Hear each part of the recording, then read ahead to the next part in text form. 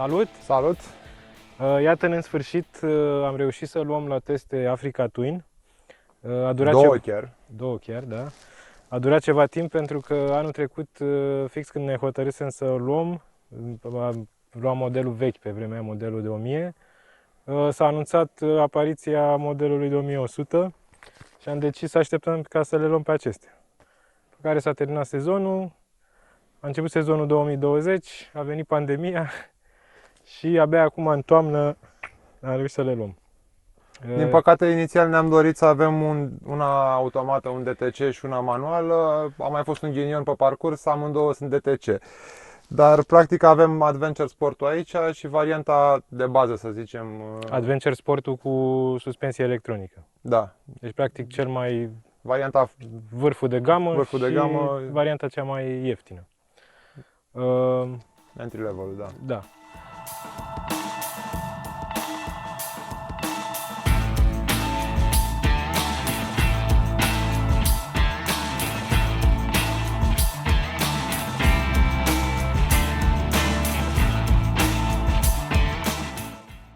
Acum, diferența între cele două modele, de ce aș opta pentru una sau pentru cealaltă. Dacă citești broșurile de prezentare, Honda spune că Africa Twin simplă este orientată mai mult pentru off-road, iar Africa Twin Adventure Sport e pentru touring. Asta nu înseamnă că n-au abilități destul de apropiate. Diferența majoră între cele două este suspensia reglabilă electronic, pe care nu o puteți avea pe modelul ăsta. Parbrizul înalt și reglabil. Parbrizul poți să-l ai și pe aia. Probabil. Probabil, dar nu văd de ce n-ai putea. Și roțile tubeless care pe modelul simplu sunt cu cameră, pe modelul pe Adventure Sport sunt tubeless. Adventure Sport sunt tubeless. Eu sincer știu că dacă întrebi un pasionat de off-road, o să spună că modelul cu cameră it's a must. Da, nici eu nu înțeleg neapărat de ce, dar... Da, mi se pare mult mai comod, adică ce am mers noi în off-road, de fiecare când a făcut cineva pană, s-a rezolvat cu un șnur. Și asta a fost. Pe când dacă făceai pană la un... Chiar a pățit cineva cu noi și chestia asta, dacă faci pană la un anvelopă cu cameră, trebuie să dai jos roata, trebuie să e bătaie de cap, camera, să o peticești, să o schimbi, e bătaie de cap. Asta dacă nu faci vreo un accident mai mare, să tai anvelopa și atunci, într-adevăr, probabil, sau să îndoi janta. Da, dar și la asta ai putea să ai o cameră la tine. Și să bagi camera. Dacă s-a întâmplat chiar groaznicul, să bagi camera. Da, nu știu dacă se poate. Mă rog. Se poate. Așa, alte diferențe între cele două. Nu cred că există. Rezervorul. Da, bun. Care e cu, cred că 6 litri mai mare la Adventure Sports, are 24,8. Ok. Nu știu, m-am tot gândit după astăzi. care ți-ai luat, să zicem așa? Păi cred că una peste alta ori mi-aș lua pe asta, varianta cea mai simplă, fără cutie automată, cu un crash bar și atât. Deci cea mai spartană, să spun Cea mai spartană, pentru că, nu știu, m-aș gândi că merg 20% din timp pe stradă și după aia în rest merg pe drumuri proaste, off-road și așa mai departe. Sau varianta asta full. Adică cu iarăși. Deci dacă n-ar fi o problemă bugetul, eu mi-aș lua-o pe asta full. Pentru că diferențele, ok, greutate 6 kg, 16 kg probabil, dacă îi pui DCT. Eu încă nu știu, sunt convins dacă mi-aș lua cu DCT. Dar ok, dacă n-ar fi problemă bugetul, mi-aș lua-o pe asta full, pentru că mi se pare foarte confortabil partea de suspensii, reglajul suspensiilor. Și nici rezervorul de 24 de litri nu e chiar de la o parte. Transformi un pic în altă motocicletă, când ai umblat și ai înălțat-o și ai schimbat tăria amortizoarelor, parcă te sui pe altă motocicletă. Dacă ar fi problema de buget și ar trebui să fiu mai chibzuit, da. Și pentru că îmi place și să merg off-road, clar, aș opta pentru varianta simplă. Minusurile pe care le ai de la suspensii și parbrizul cred că se poate rezolva fără nicio problemă. Dacă mergi în off-road, parbrizul nu e o problemă. Deci singurul minus ar fi suspensiile care, ok, Da, mai ales dacă n-ai avut, nici nu știi ce ai pierdut. Nu, dar Noi- eu nu contestam suspensiile. Spuneam că, apropo de variantele intermediare între asta basic și asta full, mi se pare că pierd câte un pic din fiecare. La asta basic măcar ai un preț mic, Da. mai mic.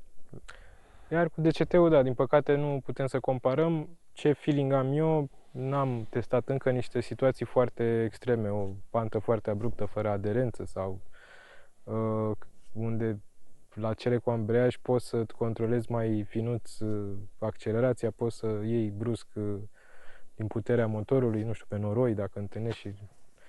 Da, schimbă un pic Dar ciudat sunt automat. situații pe care probabil că le întâlnești în, nu știu, 0,5% din timpul în care mergi cu ea. Eu cred că dacă n-ar fi o problemă de cost, DTC-ul merită. Da, e foarte confortabil în 95% dintre situații. Și probabil că după ce depășești niște frici când nu schimbă în jos, când te-ai așteptat tu să schimbi în jos și ajungi să te bazezi 100%.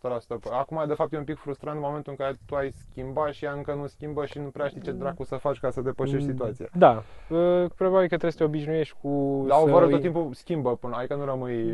Da, nu știu dacă moare motorul vreodată.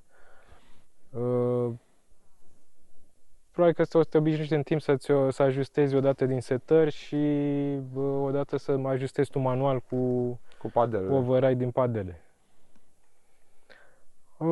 Overall, sunt două motociclete care par foarte solide, par pregătite să meargă oriunde. Deci oricare dintre ele, cum zice toată lumea, Honda e Honda. Da, nu, e o motocicletă mișto. E un model mișto. Nu poți să zici că una e ieftină și calitate mai slabă, pentru că overall sunt fix aceleași motoare, aceeași electronică, mai puțin suspensiile, ai parte de aceeași conectivitate cu CarPlay, cu așa, deci cred că e pur și simplu de stilul preponderent de mers și mediu preponderent de mers atunci când iei o decizie pe care vrei să o iei. Da, mă rog, mai sunt niște chestii care mi se par un pic ciudate că lipsesc, de genul cricului central, care, având în vedere că e pe lanț, ar ajuta. Ar ajuta, da. Da, mă rog, astea se pot adăuga și oricum sunt chestii totuși minore, nu determinante în achiziția unei motociclete. Ok, să zic presiune, n-ai indicator de presiune, iară eu, un moft până la un moment. Oricum doar asta ar putea să aibă, mai pe cameră nu. Da, nu mă pricep foarte bine, dar... Așa, mă rog, mai e și frâna combinată care... Da, frâna combinată e o chestie e bună, e comodă. Adică dacă îți iei model cu DCT, dacă tot vrei să fii comod până la capăt, ar fi frumos să ai și o frână combinată. Ca să fii și mai comod. Să nu-ți folosești o mână și nici un picior. Și nici un picior. Deci. Cel mai mult timp. Da. Ok, deci da, minusuri poți să găsești la orice, dacă ești cârcotaș. Aia da. Da. Păi, hai să ne mai dăm pe off-road, că e fun. Hai.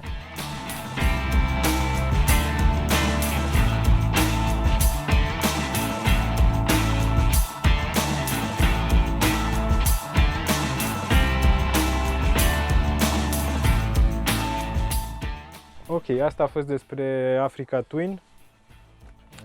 Sezonul ăsta nu știu dacă mai reușim să testăm ceva, dar sigur vom mai face ture, sper mai mult off-road și sigur avem multe drumuri noi care urmează să fie puse. Urmează să fie publicate, pentru că am mers ceva în vara asta, chiar dacă și cu pandemia. Așa că cine nu ne urmărește deja să dea subscribe, follow, like, toate cele. Și să mulțumim și Motor Team și Honda România pentru cele două prezente aici. Da.